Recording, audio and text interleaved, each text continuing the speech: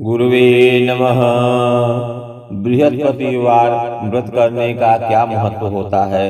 भगवान बृहस्पति देव की पूजा अर्चना के लिए बृहस्पतिवार को व्रत करके बृहस्पतिवार की व्रत कथा को पढ़ने अथवा किसी दूसरे स्त्री पुरुष द्वारा सुनने की प्राचीन परंपरा है। बृहस्पतिवार का व्रत करने और व्रत कथा सुनने से स्त्री पुरुषों की सभी मनोकामनाएं पूरी होती है। इस व्रत से धन संपत्ति की प्राप्ति होती है, निसंतानों को पुत्र प्राप्ति होती है, परिवार में सुख शांति बनी रहती है, सभी आनंद पूर्वक रहते हैं। व्रत करने की क्या विधि है? बृहस्पतिवार को सूर्योदय से पहले उठकर स्नान आदि से निवृत्त होकर भगवान बृहस्पति देव का स्मरण करते हुए व्रत आरंभ करना चाहिए। उपासक को घर में किसी कक्ष में छोटा अथवा बड़ा पूजा स्थल बनाकर उसमें भगवान बृहस्पति देव की प्रतिमा की स्थापना करनी चाहिए। घर के समीप किसी मंदिर में जाकर भी भगवान बृहस्पति देव की पूजा की जा सकती है। भगवान बृहस्पति देव पीले रंग के पुष्प और पूजा की पीले रंग की सामग्री को विशेष रूप से पसंद करते हैं, इसलिए स्नान के बाद पीले रंग के वस्त्र धारण करने का विशेष महत्व बतलाया गया है। पीले रंग के पुष्प, केले और पीले चंदन से भगवान बृहस्पति देव की पूजा का विधान है। बृहस्पतिवार के व्रत में व्रत करने वाले को पूरे दिन में एक समय ही भोजन करना चाहिए। भोजन में चने की दाल, बेसन और दूसरे पीले रंग के खाद्य पदार्थों का ही सेवन करना चाहिए। व्रत करने वाले पुरुष बृहस्पतिवार को दाढ़ी व सिर के बाल न कटाए। पूजा के समय भगवान बृहस्पति देव से जो मनोकामना प्रकट की जाती है वे उस मनोकामना को पूरा करते हैं। इस व्रत में व्रत कथा पढ़ने अथवा श्रवण करने का या सुनने का विशेष महत्व है। सबसे पहले बृहस्पति भगवान का ध्यान करना चाहिए। ध्यान का मंत्र इस प्रकार है: देवानां च मुनीनां च गुरुं कांचन सन्निभं वन्द्यभूतं त्रिलोकानां गुरुमावाहयाम्यहम्। गुरुवे नमः। इस प्रकार गुरु का ध्यान करना चाहिए। इसके बाद गुरु की प्रतिमा में प्राण प्रतिष्ठा करना चाहिए। मनोज्योतिर्युक्तामाज्यस्य बृहस्पतिर्यज्ञमिमं तन्नो त्वरिष्ठं यज्ञगं समिं दधातु स्वेदिवास इह मादेयं तामो प्रतिष्ठ। इस प्रकार गुरु की प्रतिमा प्राण प्रतिष्ठा करनी चाहिए। इसके बाद 3 बार जल घुमाना चाहिए। पाद्यो पाद्यम हस्तयो अर्घ्यम मुखे आचमनीयम जलम समर्पयामि। 3 बार जल घुमाने के बाद भगवान गुरु की प्रतिमा के सामने स्नान कराना चाहिए। स्नान का मंत्र इस प्रकार है: ओम शुद्धवालः सर्वशुद्धवालो मरिवालस आश्विनाः सेतः सेताक्षो अरुणस्ते रुद्राय पशुपतये कर्णाजामा औलिपता रौद्रानभूरूपाः पारदम्याः गंगा च यमुना चैव गोदावरी सरस्वती नर्मदा सिंधु कावेरी स्नानार्थम प्रतिगृहीता। इस प्रकार स्नान करा के भगवान को कपड़ा देना चाहिए। कपड़ा ओम युवासुवाताः परवीत आगात स ऊश्रेयान भवति जायमानः तम धीरासः कवयः उन्नयन्ति स्वाध्यो मनसा देवयन्तः। वस्त्र देने के बाद भगवान को 3 बार जल देना चाहिए आचमन से। उसके बाद उपवस्त्र देना चाहिए जो ओम सुजातो ज्योतिषा सह सर्ववरूथमासदस्सवः वासो अग्ने विश्वरूपग्वं संव्यवस्व विभावसु। उपवस्त्र देने के बाद भगवान को जल देना चाहिए। वस्त्र पीले रंग का देना चाहिए। उसके बाद भगवान को पीला जनेऊ देना चाहिए। ओम यज्ञोपवीतं परमं पवित्रं प्रजापतिर्यत् सहजं पुरस्तात् आयुष्यमग्रं प्रतिमुञ्च शुभ्रं यज्ञोपवीतं बलमस्तु तेजः। यज्ञोपवीत के बाद भगवान को आचमन के लिए जल देना चाहिए। इसके बाद भगवान को चंदन त्वाम गंधर्वा अग्न त्वाम इंद्र त्वाम बृहस्पति त्वामोषधि सोमो राजा विद्वान् यस्मादमुच्यत श्रीखंडं चंदनं दिव्यं गंधाढ्यं सुमनोहरं विलेपनं सुरश्रेष्ठ चंदनं प्रतिगृहीताम्। भगवान को चंदन लगाना चाहिए। इसके बाद भगवान को चने की दाल अक्षत के रूप में समर्पण करे। इसका मंत्र इस प्रकार है। ओम अच्छनमी मदन्त्य प्रिया अधूखत अस्तोखत स्वभानो विप्रान विष्ठया मतीयोजान्द्रिवते हरि। भगवान को अच्छा समर्पण कराना चाहिए। इसके बाद भगवान को पीले रंग का फूल और फूल माला। इसका मंत्र इस प्रकार है। ओम ओखधि प्रतिमोदध्वं पुष्पवती पशुवरी अश्वा इव सजित्वरी विरुधः पारइष्णवः। इसके बाद भगवान को धूप दीप देना चाहिए। इसका मंत्र इस प्रकार है। ओम धूरसि धूर्वधूर्वन्तं धूर्वतं युवस्मान धूर्वति तं धूर्वं यवयं धूर्वामः देवानामसि वहनितमाग्वं तस्नितमं प्रपितमं जुष्टमं देवभूतमम वनस्पतिरतोद्भूतो गन्धाढ्यो गन्धोत्तमः आघ्रेयः सर्वदेवानां धूपोऽयं प्रतिगृह्यताम्। इसके बाद भगवान को धूपम आघ्राप्याम धूप देने के बाद भगवान को दीपक दिखाना चाहिए। ओम अग्निर्ज्योतिर्ज्योतिरग्निः स्वाहा सूर्यो ज्योतिर्ज्योतिः सूर्यः स्वाहा अग्निर्वर्चो ज्योतिर्वर्चः स्वाहा सूर्यो वर्चो ज्योतिर्वर्चः स्वाहा ज्योतिः सूर्यः सूर्यो ज्योतिः स्वाहा। इसके बाद भगवान को दीपक दर्शन कराना चाहिए। इसके बाद हस्त प्रक्षालन और उसी के साय कर हाथ धो ले। फिर नैवेद्य में भगवान को चने की दाल गुड़ या अन्य पीले खाद्य पदार्थ जो मीठा वगैरह। ओम नाभ्यायाति दंतरिचग्वं शीष्णौ द्यौः समवर्तत पद्भ्यां भूमिर्दिशः श्रोत्रा तथा लोकान् अकल्पयन्। नैवेद्य भगवान को निवेदन करना चाहिए। उसके नैवेद्य के बाद जल देना चाहिए। उसके बाद भगवान को फल देना चाहिए। या फलनेर्या अफला अपुष्पायाश्च पुष्पिणी बृहस्पति पतुस्तासानो मुञ्चताग्वं हसः। ऋतु फल देने के बाद भगवान को उत्तरापोषणार्थे जलम समर्पयाम जल देना चाहिए। इसके बाद भगवान को मलयाचल चंदन लगाना चाहिए। ओम अग्वम सुनाते अग्वम तु पृच्यतां परुखा परु गंधस्ते सोम मम तु मदाय रसो अच्युतः। चंदन भगवान को समर्पण करने के बाद भगवान को तांबूल यानी कि पान सुपारी लवंग इलायची देना चाहिए। इसका मंत्र इस प्रकार है। ओम यत पुरुषेण हविखा देवा यज्ञमतन्वत वसंतो स्यासीदाज्यं ग्रीष्म इदमः शरद्धविः। तांबूल पुंगी फल देने के बाद भगवान को दक्षिणा देनी चाहिए। ओम हिरण्यगर्भः समवर्तताग्रे भूतस्य जातः पतिरेकयासीत् सदाधार पृथिवीं द्यामुते मां कस्मै देवाय हविखा विधेम।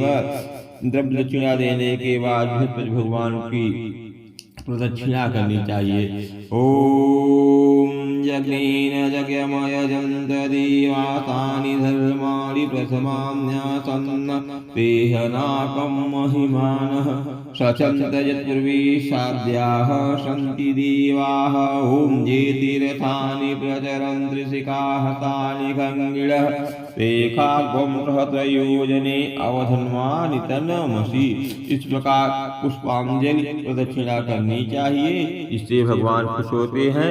इसके बाद भगवान को प्रणाम करके बृहस्पतिवार को व्रत का कथा करना चाहिए। बृहस्पतिवार व्रत कथा इस प्रकार है।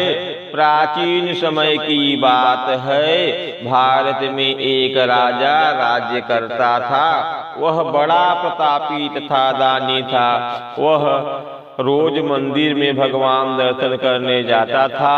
वह ब्राह्मण और गुरु की सेवा किया करता था। उसके द्वार से कोई मांगने वाला निराश होकर नहीं लौटता था। वह प्रत्येक गुरुवार को व्रत रखता एवं पूजन करता था।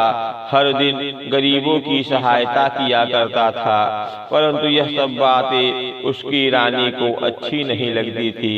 वह न व्रत करती और न किसी को एक भी पैसा दान में देती थी। वह राजा से भी ऐसा करने को मना किया करती थी। एक समय की बात है कि राजा किसी वन में शिकार खेलने चले गए। घर पर रानी और दासी थी। उस समय गुरु भगवान साधु का रूप धारण कर राजा के दरवाजे पर भिक्षा मांगने आए। साधु ने रानी से भिक्षा मांगी तो वह कहने लगी, हे साधु महाराज, मैं इस दान पुण्य से तंग आ गई हूँ। इस कार्य के लिए तो मेरे पतिदेव ही बहुत है। अब आप ऐसी कृपा करें कि सारा धन नष्ट हो जाए तथा मैं आराम से रह सकूं। साधु रूपी बृहस्पति देव ने कहा, हे देवी, तुम बड़ी विचित्र हो। संतान और धन से कोई दुखी नहीं होता है, इसको सभी चाहते हैं। पापी भी पुत्र और धन की इच्छा किया करते हैं। अगर तुम्हारे पास धन अधिक है तो भूखे मनुष्यों को भोजन करवाओ, प्याऊ लगवाओ, ब्राह्मणों को दान दो, धर्मशालाएं बनवाओ, कुआं, तालाब, बावड़ी, बाग, बगीचे आदि का निर्माण कराओ तथा निर्धन कुंवारी कन्याओं का विवाह करवाओ। साथ ही यज्ञ आदि करो। इस प्रकार के कर्मों से आपके कुल का और आपका नाम परलोक में सार्थक होगा। इस प्रकार स्वर्ग की प्राप्ति होगी। परंतु रानी साधु की इन बातों से खुश नहीं हुई। उसने कहा, हे साधु महाराज, मुझे ऐसे धन की आवश्यकता नहीं है जिसको मैं अन्य लोगों को दान दूं तथा जिसको रखने और संभालने में ही मेरा सारा समय नष्ट हो जाता है। साधु ने कहा, हे देवी, यदि तुम्हारी ऐसी कृपा है तो जैसा मैं तुम्हें बतलाता हूँ तुम वैसा ही करना। बृहस्पतिवार के दिन घर को गोबर से लीपना, अपने केशों को पीली मिट्टी से धोना, केशों को धोते समय स्नान करना,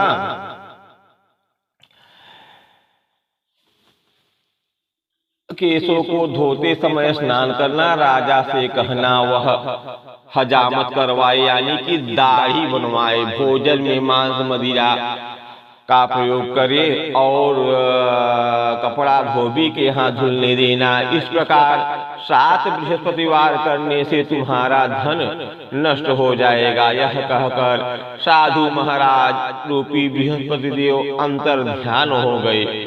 रानी ने साधु से के कहने के अनुसार 7 बृहस्पतिवार तक वैसा ही करने का विचार किया। साधु के बताए अनुसार कार्य करते हुए केवल 3 बृहस्पतिवार ही बीते थे कि उसकी समस्त धन संपत्ति नष्ट हो गई। भोजन के लिए दोनों समय परिवार तरसने लगा था, सांसारिक भोगों से दुखी रहने लगा। तब वह राजा रानी से कहने लगा कि हे रानी, तुम यहाँ पर रहो, मैं दूसरे देश को जाता हूँ, क्योंकि यहाँ पर मुझे सभी मनुष्य जानते हैं, इसलिए मैं यहाँ कोई कार्य नहीं कर सकता। मैं अब परदेश जा रहा हूँ, वहाँ कोई काम धंधा करूँगा, शायद हमारे भाग्य बदल जाए। ऐसा कहकर राजा परदेश चला गया। वहाँ वह जंगल से लकड़ी काट कर लाता और शहर में बेचता। इस तरह जीवन व्यतीत करने लगा। इधर राजा के बिना रानी और दासियां दुखी रहने लगे। किसी दिन भोजन मिलता और किसी दिन जल पीकर ही रह जाती। एक समय रानी और दासियों को 7 दिन भोजन के व्यतीत करना पड़ा, बिना भोजन के रहना पड़ा। तो रानी ने अपनी दासी से कहा, हे दासी, यहाँ पास के ही नगर में मेरी बहन रहती है, वह बड़ी धनवान है। तू उसके पास जा और वहाँ से 5 सेर बेझर मांग कर लिया, जिससे कुछ समय के लिए गुजर हो जाएगा। दासी रानी की बहन के पास गई। रानी की बहन उस समय पूजा कर रही थी। बृहस्पतिवार का दिन था। दासी ने रानी की बहन से कहा, हे रानी, मुझे आपकी बहन ने भेजा है, मुझे 5 सेर बेझर दे दो। दासी ने यह बात अनेक बार कही, परंतु रानी की बहन ने कोई उत्तर नहीं दिया, क्योंकि वह उस समय गुरु भगवान की कथा सुन रही थी। जब दासी को रानी की बहन से कोई उत्तर नहीं मिला तो वह बहुत दुखी हुई। उसे क्रोध भी आया। वह लौटकर रानी से बोली, हे रानी, आपकी बहन तो बहुत ही घमंडी है, वह छोटे लोगों से बात भी नहीं करती। मैंने उससे कहा तो उसने कोई उत्तर नहीं दिया, मैं वापस चली आई। रानी बोली, हे दासी, इसमें उसका कोई दोष नहीं है। जब बुरे दिन आते हैं तब कोई सहारा नहीं देता। अच्छे बुरे का पता विपत्ति में ही लगता है। जो ईश्वर की इच्छा होगी वही होगा। यह सब हमारे भाग्य का दोष है। उधर रानी की बहन ने सोचा कि मेरी बहन की दासी आई थी, परंतु मैं उससे नहीं बोली, इससे वह बहुत दुखी हुई होगी। अतः कथा सुन और विष्णु भगवान का पूजन समाप्त कर वह अपनी बहन के घर आई और कहने लगी, हे बहन, मैं बृहस्पतिवार का व्रत कर रही थी जब तुम्हारी दासी हमारे घर गई थी, परंतु जब तक कथा होती है तब तक हम लोग न उठते हैं और न ही किसी से बोलते हैं, इसलिए मैं नहीं बोली। कहो दासी क्यों आई थी? रानी बोली, बहन, हमारे घर अनाज नहीं था, वैसे तुमसे कोई बात छिपी नहीं है, इस कारण मैंने दासी को तुम्हारे पास 5 सेर बेझर लेने के लिए भेजा था। रानी की बहन बोली, बहन देखो, बृहस्पति भगवान सबकी मनोकामना पूरी करते हैं, देखो शायद तुम्हारे घर में अनाज रखा हो। यह सुनकर दासी घर के अंदर गई तो वहाँ उसे एक बड़ा घड़ा बेझर से भरा मिला। उसे बड़ी हैरानी हुई, क्योंकि उसने एक एक बर्तन देख लिया था। उसने बाहर आकर रानी को बताया। दासी अपनी रानी से कहने लगी, हे रानी देखो, वैसे हमको जब अन्न नहीं मिलता तो हम रोज ही व्रत करते हैं, अगर इनसे व्रत की विधि और कथा पूछ ली जाए तो उसे हम भी किया करेंगे। दासी के कहने पर रानी ने अपनी बहन से बृहस्पतिवार व्रत के बारे में पूछा। उसकी बहन ने बताया, हे रानी बहन, बृहस्पतिवार को सूर्योदय से पूर्व उठकर स्नान करके बृहस्पतिवार का व्रत करना चाहिए, लेकिन उस दिन सिर नहीं धोना चाहिए। बृहस्पतिवार के व्रत में चने की दाल और मुनक्का से विष्णु भगवान का केले के वृक्ष की जड़ में पूजन करे तथा दीपक जलावे। उस दिन एक ही समय भोजन करे, भोजन पीले खाद्य पदार्थ का करे तथा कथा सुने। इस प्रकार करने से गुरु भगवान प्रसन्न होते हैं, अन्न पुत्र धन देते हैं, मनोकामना पूरी करते हैं। व्रत और पूजन की विधि बताकर रानी की बहन अपने घर लौट गई। रानी और दासी दोनों ने निश्चय किया कि बृहस्पति देव भगवान का पूजन जरूर करेगी। 7 दिन बाद जब बृहस्पतिवार आया तो उन्होंने व्रत रखा। घुड़सवार से जाकर चना और गुड़ बीन लाई तथा उसकी दाल से केले की जड़ तथा विष्णु भगवान का पूजन किया। अब भोजन पीला कहाँ से आए? दोनों बड़ी दुखी हुई, परंतु उन्होंने व्रत किया। इस कारण बृहस्पति देव भगवान प्रसन्न हुए। एक साधारण व्यक्ति के रूप में वे 2 थालों में सुंदर पीला भोजन लेकर आए और दासी को देकर बोले, हे दासी, यह भोजन तुम्हारे और रानी के लिए है, तुम दोनों करना। दासी भोजन पाकर बड़ी प्रसन्न हुई और रानी से बोली, हे रानी जी, भोजन कर लो। रानी की भोजन के आने के बारे में कुछ पता नहीं था, इसलिए वह दासी से बोली, जा तू ही भोजन कर, क्यों तू हमारी व्यर्थ में हंसी उड़ाती है। दासी बोली, एक व्यक्ति भोजन दे गया था। रानी कहने लगी, वह भोजन तेरे ही लिए दे गया है, तू ही भोजन कर। दासी ने कहा, वह व्यक्ति हम दोनों के लिए 2 थालों में भोजन दे गया है, इसीलिए मैं और आप दोनों ही साथ साथ भोजन करेगी। दोनों ने गुरु भगवान को नमस्कार भोजन आरंभ किया। उसके बाद वे प्रत्येक बृहस्पतिवार को गुरु भगवान का व्रत और पूजन करने लगी।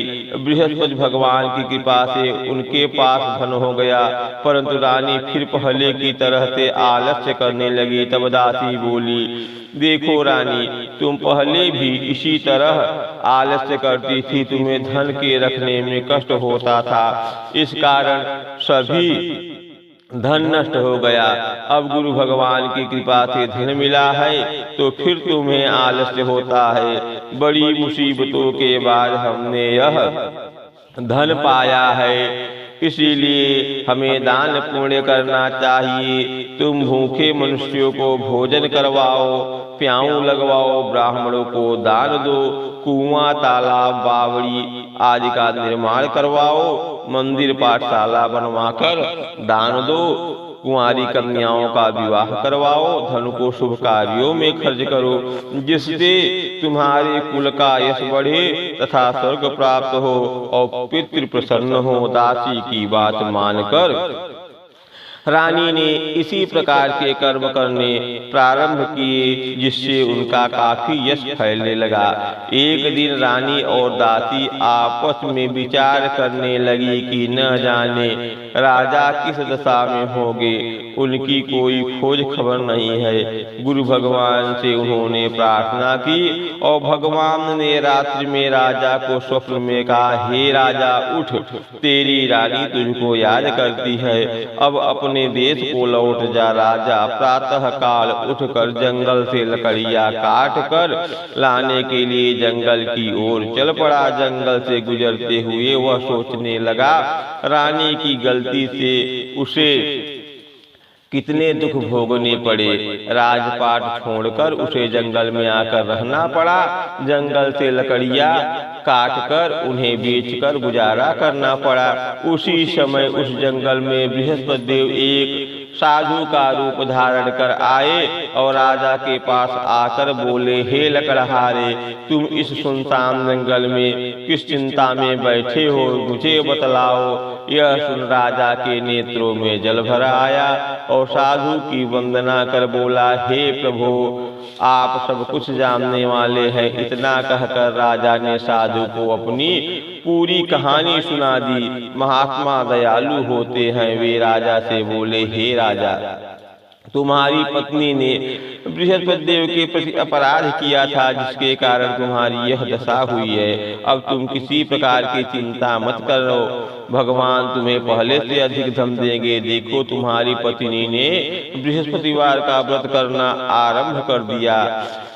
अब तुम भी बृहस्पतिवार का व्रत करके चने की दाल व गुड़ जल के लोटे में डालकर केले का पूजन करो। फिर कथा कहो या सुनो, भगवान तुम्हारी सभी मनोकामना को पूरी करेंगे। साधु को प्रसन्न देखकर राजा बोला, हे प्रभु, मुझे लकड़ी बेचकर इतना पैसा भी नहीं बचता जिससे भोजन करने के उपरांत कुछ बचा सकूं। मैंने रात्र में अपनी रानी को व्याकुल देखा है। मेरे पास कोई साधन नहीं जिससे समाचार जान सकूं। फिर मैं बृहस्पति देव की क्या कहानी कहूँ, मुझको तो कुछ मालूम भी नहीं है। साधु ने कहा, हे राजा, तुम किसी बात की चिंता मत करो।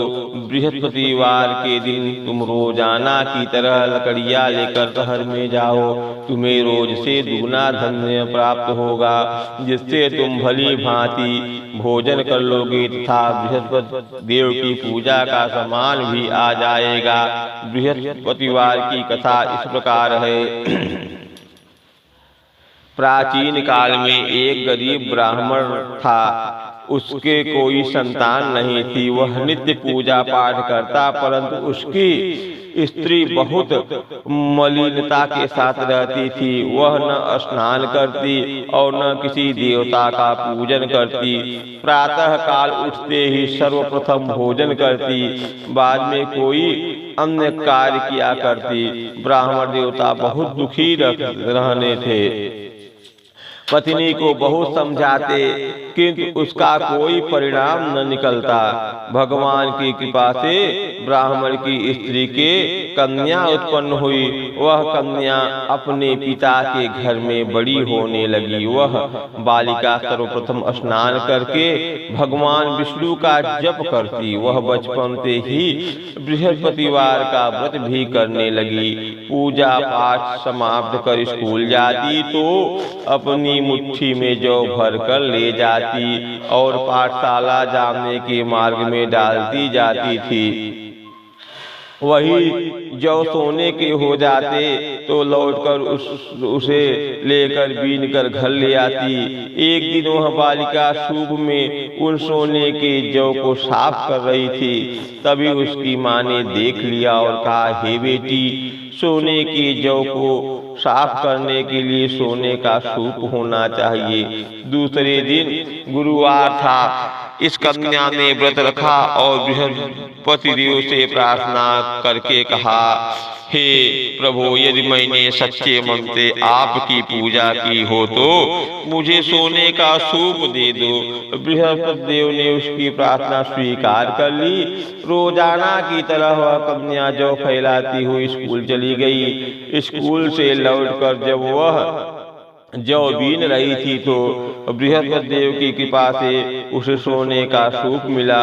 उसे वह घर ले आई और उससे जौ साफ करने लगी, परंतु उसकी माँ का वही ढंग रहा। एक दिन की बात है, वह कन्या सोने के सूप में जौ साफ कर रही थी। उस समय उस नगर का राजकुमार वहां से होकर निकला।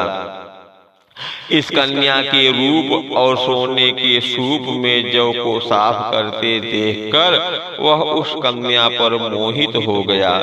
राजमहल में आकर वह भोजन तथा जल त्याग कर उदास होकर लेट गया। राजा को जब राजकुमार द्वारा अन्न जल त्यागने का समाचार प्राप्त हुआ तो अपने मंत्रियों के साथ वह अपने पुत्र के पास गए और बोले, हे बेटा, तुम्हें किस बात का कष्ट है? किसी ने अपमान किया है अथवा कोई और कारण है? मुझे बताओ, मैं वही करूँगा जिससे तुम्हें प्रसन्नता हो। राजकुमार ने अपने पिता की बातें सुनी तो वह बोला, मुझे आपकी कृपा से किसी बात का दुख नहीं है। किसी ने मेरा अपमान नहीं किया है, परंतु मैं उस लड़की के साथ विवाह करना चाहता हूँ जो सोने के सूप में जौ साफ कर रही थी। यह सुन राजा आश्चर्य में पड़ गया और बोला, हे बेटा, इस तरह की कन्या का पता तुम ही लगाओ, मैं उसके साथ तुम्हारा विवाह अवश्य ही करवा दूंगा। राजकुमार ने राजा को उस लड़की के घर का पता बतलाया। मंत्री उस लड़की के घर गया और राजा का आदेश ब्राह्मण को सुनाया। कुछ ही दिन बाद ब्राह्मण की कन्या का विवाह राजकुमार के साथ संपन्न हो गया। कन्या के घर से जाते ही उस ब्राह्मण देवता के घर में पहले की भांति गरीबी का निवास हो गया। अब भोजन के लिए भी अन्न बड़ी मुश्किल से मिलता था। एक दिन दुखी होकर ब्राह्मण अपनी पुत्री से मिलने गया। बेटी ने पिता की दुखी अवस्था को देखा और अपनी माँ का समाचार पूछा। ब्राह्मण ने सभी हाल कहा। कन्या ने बहुत सा धन देकर अपने पिता को विदा कर दिया। इस तरह ब्राह्मण का कुछ समय सुखपूर्वक व्यतीत हुआ, लेकिन कुछ दिन बाद फिर वही हाल हो गया। ब्राह्मण फिर अपनी कन्या के यहाँ गया और सभी हाल कहा तो पुत्री बोली, हे पिताजी, अब आप माताजी को यहाँ लिवा आओ।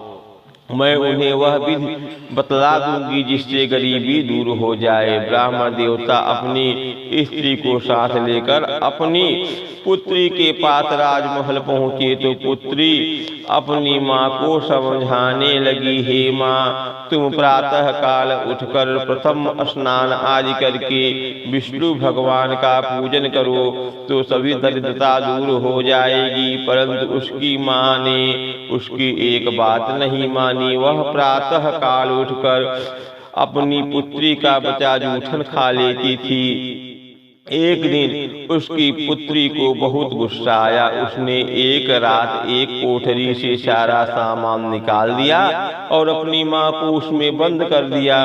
प्रातः उसमें से उसे निकाला तथा स्नान आदि करा के पूजा पाठ करवाया तो उसकी माँ की बुद्धि ठीक हो गई। इसके बाद वह नियम से पूजा पाठ करती और प्रत्येक बृहस्पतिवार को व्रत रखने लगी। इस व्रत के प्रभाव से उसकी माँ भी बहुत धनवान हो गई और बृहस्पति देवता के प्रभाव से वह स्वर्ग को गई। वह ब्राह्मण भी सुखपूर्वक इस लोक में सुख भोग कर अंत में वैकुंठ लोक को चला गया। इस तरह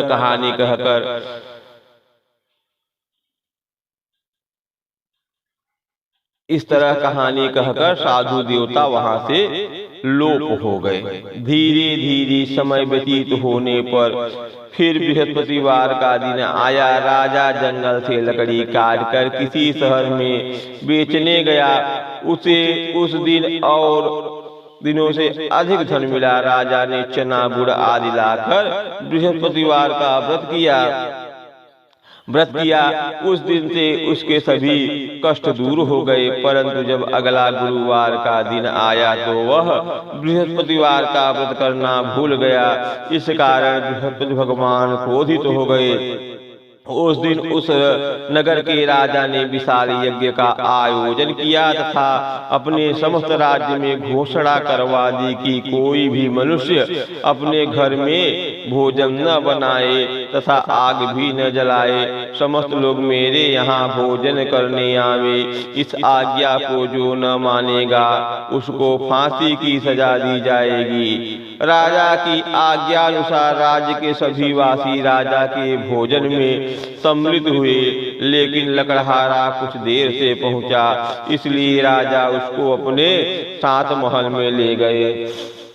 जब राजा लकड़हारे को भोजन करा रहे थे तो रानी की दृष्टि उस खूंटी पर पड़ी जिस पर उसका हार लटका हुआ था। उसे हार खूंटी पर लटका दिखाई नहीं दिया। रानी को निश्चय हो गया कि मेरी हार उस लकड़हारे ने चुरा लिया है। उसी समय सैनिक बुलवाकर उसको जेल में डलवा दिया गया। जब लकड़हारा जेल खाने में गया तो बहुत दुखी होकर विचार करने लगा कि न जाने कौन से पूर्व जन्म के कर्म से मुझे यह दुख प्राप्त हुआ है, और उसी साधु को याद करने लगा जो जंगल में मिला था। तत्काल बृहस्पति देव साधु के रूप में प्रकट हो गए और उसकी दशा को देखकर कहने लगे, अरे मूर्ख, तूने गुरु भगवान देवता की कथा नहीं की, इसी कारण तुझे महान दुख प्राप्त हुआ है। अब चिंता मत करना। बृहस्पतिवार के दिन जेल खाने के दरवाजे पर 4 पैसे पड़े मिलेंगे। उनसे तू बृहस्पति देव की पूजा करना तो तेरे सभी कष्ट दूर हो जाएंगे। अगले बृहस्पतिवार उसे जेल के द्वार पर 4 पैसे पड़े मिले। राजा ने पूजा का सामान मंगवा कर कथा कही और प्रसाद बांटा। उसी रात्रि को बृहस्पति देव ने उस नगर के राजा को स्वप्न में कहा, हे राजा, तूने जिस आदमी को जेल खाने में बंद कर दिया है वह निर्दोष है, वह राजा है, उसे छोड़ देना। रानी का हार उसी खूंटी पर लटका हुआ है, अगर तू ऐसा नहीं करेगा तो तुझे महान कष्ट दूंगा। राजा प्रातः काल उठा और खूंटी पर हार टंगा देकर लकड़हारे को बुलवाकर क्षमा मांगी तथा राजा के योग्य सुंदर वस्त्र आभूषण भेंट कर उसे विदा किया। गुरुदेव की आज्ञा अनुसार राजा अपने नगर को चल दिया। राजा जब नगर के निकट पहुंचा तो उसे बहुत बड़ा आश्चर्य हुआ। नगर में पहले से अधिक बाग, तालाब और कुएं तथा बहुत सी धर्मशालाएं, मंदिर आज बने हुए थे। राजा ने पूछा कि यह किसका बाग और धर्मशाला है? तब नगर के सब लोग कहने लगे कि यह सब रानी और दासी द्वारा बनवाए गए हैं। राजा को आश्चर्य हुआ और गुस्सा भी आया। जब रानी ने खबर सुनी कि राजा आ रहे हैं तो उसने अपनी दासी से कहा, ये दासी देख, राजा हमको कितनी बुरी हालत में छोड़ गए थे, वह हमारी ऐसी हालत देखकर कहीं लौट न जाए, इसलिए तू दरवाजे पर खड़ी हो जा। रानी की आज्ञा अनुसार दासी दरवाजे पर खड़ी हो गई।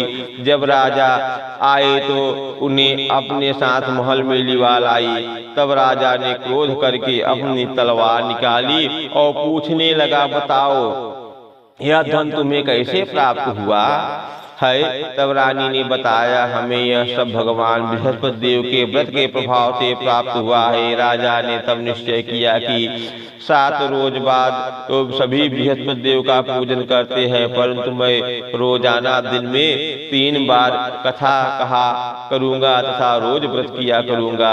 अब हर समय राजा के दुपट्टे में चने की दाल बंधी रहती तथा दिन में 3 बार वह कथा कहता। एक रोज राजा ने विचार किया कि चलो अपनी बहन के यहाँ हो आए। इस तरह का निश्चय कर राजा घोड़े पर सवार हो अपनी बहन के यहाँ चल दिया। मार्ग में उसने देखा कि कुछ आदमी एक मुर्दे को लिए जा रहे हैं। उन्हें रोककर राजा कहने लगा, अरे भैया भाइयों, मेरी बृहस्पतिवार की कथा सुन लो, वे बोलो, लो हमारा तो आदमी मर गया है, इसको अपनी कथा की पड़ी है। परंतु कुछ आदमी बोले, अच्छा कहो, हम तुम्हारी कथा भी सुनेंगे। राजा ने दाल निकाली और कथा कहानी शुरू कर दी। जब कथा आधी हुई तो मुर्दा हिलने लगा और जब कथा समाप्त हुई तो वह राम राम करते हुए वह मुर्दा खड़ा हो गया। राजा आगे बढ़ा, उसे चलते चलते शाम हो गई। आगे मार्ग में उसे एक किसान खेत में हल चलाता मिला। राजा उससे बोला, अरे भाइया, तुम मेरे बृहस्पतिवार की कथा सुन लो। किसान बोला, जब तक मैं तेरी कथा सुनूंगा तब तक 4 हरैया जोत लूंगा, जा अपनी कथा किसी और को सुनाना। राजा आगे चलने लगा। राजा के हटते ही बैल पछाड़ खाकर गिर गए तथा किसान के पेट में बहुत जोर से दर्द होने लगा। उसी समय किसान की माँ रोटी लेकर आई। उसने जब यह देखा तो अपने पुत्र से सब हाल पूछा। बेटे ने सभी हाल बता दिया। बुढ़िया दौड़ी दौड़ी उस घुड़सवार के पास गई और उससे बोली, मैं तेरी कथा सुनूंगी, तू अपनी कथा मेरे खेत पर ही चलकर कहना। राजा ने लौटकर बुढ़िया के खेत पर जाकर कथा कही, जिसके सुनते ही बैल खड़े हो गए तथा किसान के पेट का दर्द भी बंद हो गया। राजा अपनी बहन के घर पहुंच गया। बहन ने भाई की खूब मेहमानी की। दूसरे रोज प्रातः काल राजा जागा तो वह देखने लगा कि सब लोग भोजन कर रहे हैं। राजा ने अपनी बहन से जब पूछा कि ऐसा कोई मनुष्य है जिसने अभी तक भोजन नहीं किया हो, जो मेरी बृहस्पतिवार की कथा सुन ले, तो बहन बोली, हे भैया, यह ऐसा देश है कि यहाँ सबसे पहले लोग भोजन करते, उसके बाद कोई काम करते हैं। अगर पड़ोस में कोई हो तो दिखाती हूँ। ऐसा कहकर बहन देखने चली, परंतु उसे कोई भी ऐसा व्यक्ति नहीं मिला जिसने भोजन न किया हो। फिर वह एक कुम्हार के घर गई, जिसका लड़का 3 दिन से बीमार था। उसे मालूम हुआ कि उसके यहाँ 3 दिन से किसी ने भोजन नहीं किया है। रानी ने अपने भाई की कथा सुनने के लिए कुम्हार से कहा। वह तैयार हो गया। राजा ने जाकर बृहस्पतिवार की कथा कही, जिसको सुनकर उसका लड़का ठीक हो गया। अब तो राजा की प्रसन्नता होने लगी। एक दिन राजा ने अपनी बहन से कहा, हे बहन, मैं अपने घर जाऊंगा, तुम भी तैयार हो जाओ। राजा की बहन ने अपनी सास से अपने भाई के साथ जाने की आज्ञा मांगी। सास बोली, चली जा, परंतु अपने लड़कों को मत ले जाना, क्योंकि तेरे भाई को कोई संतान नहीं होती है। बहन ने अपने भाई से कहा, हे भैया, मैं तो चलूंगी, परंतु कोई लड़का नहीं जाएगा। राजा ने कहा, जब कोई बालक नहीं चलेगा तब तुम जाकर भी क्या करोगी। दुखी मन से राजा अपने नगर को लौट आया। राजा ने अपनी रानी से कहा, हमने संतान है, इसीलिए कोई हमारे घर आना नहीं पसंद करता। इतना कहकर वह बिना भोजन आज किए शैया पर लेट गया। रानी बोली, हे प्रभु, बृहस्पति देव ने हमें सब कुछ दिया है, वे हमें संतान भी अवश्य देंगे। उसी रात बृहस्पति देव ने राजा को स्वप्न में कहा, हे राजन, उठ, सभी सोच त्यागे, तेरी रानी गर्भवती है। राजा को यह जानकर बड़ी खुशी हुई। 9वें महीने रानी के गर्भ से एक सुंदर पुत्र पैदा हुआ। जब राजा की बहन ने यह शुभ समाचार सुना तो वह बहुत खुशी हुई तथा बधाई लेकर अपने भाई के यहाँ आई। तभी रानी ने कहा, घोड़ा चढ़कर नहीं आई, गधा चढ़ी आई। राजा की बहन बोली, भाई, मैं इस प्रकार न कहती तो तुम्हें औलाद कैसे मिलती। बृहस्पति देव ऐसे ही है, जिसके मन में जो मनोकामनाएं होती है, कामनाएं रहती है, सभी को पूरी करते हैं। जो सद्भावना पूर्वक बृहस्पतिवार का व्रत करता है एवं कथा पढ़ता है अथवा सुनाता है या सुनता है, दूसरों को सुनाता है, बृहस्पति देव उसकी सभी मनोकामनाएं पूरी करते हैं। बृहस्पति देव उनकी सदैव रक्षा करते हैं। जो संसार में सद्भावना व सच्चे हृदय से बृहस्पति देव का पूजन करते हैं, उनकी सभी मनोकामनाएं उसी प्रकार पूरी होती है। जैसे रानी और राजा ने बृहस्पति देव की कथा का गुणगान किया, उनकी सभी इच्छाएं बृहस्पति देव ने पूरी की। मनुष्य को हृदय से उनका मनन करते हुए जयकार करना चाहिए। बोलो बृहस्पति भगवान की जय, बोलो गुरु भगवान की जय, बोलो विष्णु भगवान की जय। कथा सुनने के बाद बृहस्पति भगवान की हवन करना चाहिए। हवन के बाद आरती करनी चाहिए। आरती इस प्रकार है, ओम जय बृहस्पति देवा, ओम जय बृहस्पति देवा। छिन छिन भोग लगाऊं, छिन छिन भोग लगाऊं, कदली फल मेवा। ओम जय बृहस्पति देवा, तुम पूर्ण परमात्मा, तुम अंतर्यामी स्वामी, तुम अंतर्यामी। जगत पिता जगदीश्वर, जगत पिता जगदीश्वर, तुम सबके स्वामी। ओम जय बृहस्पति देवा। चरणामृत निज निर्मल, सब पातक हरता स्वामी, सब पातक हरता। सकल मनोरथ दायक, सकल मनोरथ दायक, कृपा करो भरता। ओम जय बृहस्पति देवा। तन मन धन अर्पण कर जो जन शरण पड़े। स्वामी जो जन शरण पड़े। प्रभु प्रकट तब हो कर, प्रभु प्रकट तब हो कर, आकर द्वार खड़े। ओम जय बृहस्पति देवा। दीन दयाल दयानिधि भक्तन हितकारी। स्वामी भक्तन हितकारी। पाप दोष सब हरता, पाप दोष सब हरता, भव बंधन हारी। ओम जय बृहस्पति देवा। सकल मनोरथ दायक सब संशय हारी। स्वामी सब संशय हारी। विषय विकार मिटाओ, विषय विकार मिटाओ, संतन सुखकारी। ओम जय बृहस्पति देवा। जो कोई आरती तेरी प्रेम सहित गावे। स्वामी प्रेम सहित गावे। जेठानंद आनंद कर, जेठानंद आनंद कर, सो निश्चय पावे। ओम जय बृहस्पति देवा। जय बृहस्पति देवा। स्वामी जय बृहस्पति देवा। छिन छिन भोग लगाऊ, कदली फल मेवा। ओम जय बृहस्पति देवा। स्वामी जय बृहस्पति देवा।